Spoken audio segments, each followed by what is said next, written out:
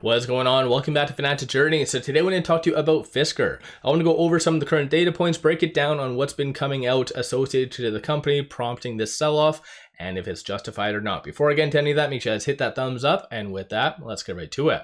So starting off, it is down 23%, fairly low volume, so 70 million shares been traded, 134 is the average. We are about to head into power hour within the next 30 minutes, give or take, but regardless, very low volume. So one big difference between today and many of the other days I've covered Fisker, you've had algorithmic trading adding a lot of swing trades and obviously picking up off of the positive momentum, propelling it higher. But because of what recently came out, I feel like that's essentially popping the optimism. So in case you do not know, they did put out their 10K late last night. And even though the document itself is 512 pages, a lot of information to go through. So if you guys have gone through that in its entirety, let me know in the comments below. I've gone through some of the highlights, but we already did have a updated cash amount right here at the tail end of March or early April. They did say that they had 89.1 million in cash and cash equivalents at that moment. So for them to really put out how much cash they have, it wasn't really that important.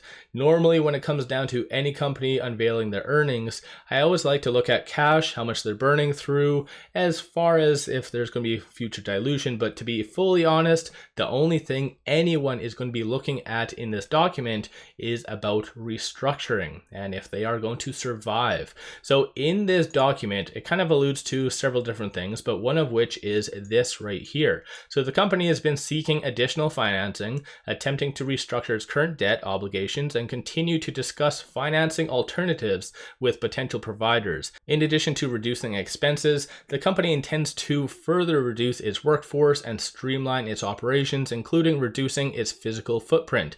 There is no assurance that the company will be able to restructure its obligations and or obtain additional financing on acceptable terms and conditions. So that kind of summarizes the current state of Fisker, and that in among itself is what is causing it to go down. So I do feel, this might be a bold statement, but I feel like Fisker has been lying quite a lot. So we already do know that they've been looking to restructure, which is under the bankruptcy program. Heinrich recently did come out, obviously when that rumor started to surface about them going belly up, he did say that the company from time to time looks for outside counsel and hires third parties for various things. So they denied it. But in reality, this is exactly where they're going. So I feel like the company really lied about that. And then I kind of read this. I highlighted it in yellow. So the company intends to further reduce its workforce and streamline its operations and blah, blah, blah. Let's look at this last news that came out on right over here. So on April the 15th, which obviously really kickstarted Fisker to go up. So obviously, this makes it look very bad, but Fisker signs new dealer partner in Miami and adds dealer partners in Europe. So I've already covered this in a previous video, but if you think about it, what has changed from April the 15th when this came out to today, which is April the 23rd? Why are they now all of a sudden saying that they need to reduce its workforce, streamline its operations? Obviously, you're not going to be expanding. So the infrastructure definitely, that'll cost a lot of money. Why did they put out that news? Was it just to pump up the stock? So I've been starting to think about that kind of crap because they have already lied about them seeking bankruptcy, unless they're not aware that restructuring is technically Chapter 11 under the bankruptcy umbrella, like I've signaled. So I don't know. It's either they're trying to deceive investors to make themselves look better than what they are. I don't know. But there's a lot of stuff to go through in this document, so I'll go through some highlights at a later video, what I do find relevant, but this is one thing that, in my opinion, that is really prompting it to go down in combination with this right here. Actually, I'll just zoom out. So ultimately it says it expects to seek protection under the applicable bankruptcy laws in multiple jurisdictions within 30 days from this issuance of these financial statements.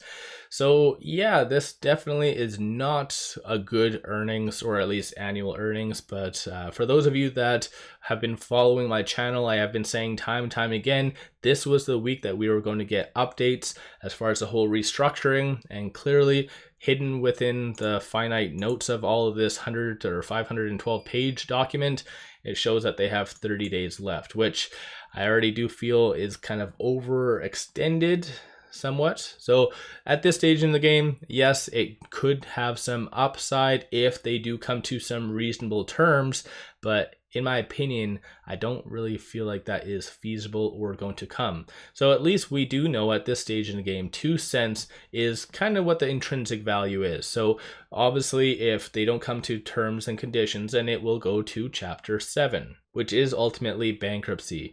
And so this is why a lot of companies, even though them going bankrupt, they do still continue to trade, because the trustee will realize some assets, and in turn that will be given to sometimes some common stockholders. And this is why the stock itself would trade at a certain price point. So clearly, based on the assets that they do have, 2 cents seems to be a very balanced intrinsic value. Of course, things could change, but yeah, definitely this earnings was very, very sketchy, as bad as that sounds.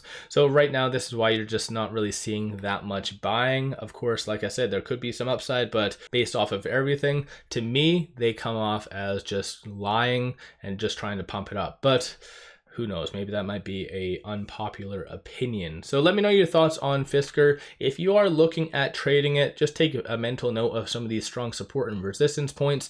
So obviously it did really fail to get above this pivot point right here today. So it had a high of 5.49 cents and this was 5.47 cents. So obviously we do know that's a heavy resistance point. The next strong support is around 2.7 cents and then 1.1. But I do feel around the 2 cent mark might be the intrinsic value. So even if it does pull down, that might be where it does settle. So let me know your thoughts on that. Did you read through this full document? And if so, what stood out to you? Of course, there's a lot that you can go through and essentially, not to say spin, but there's a lot that you could spin that is somewhat positives.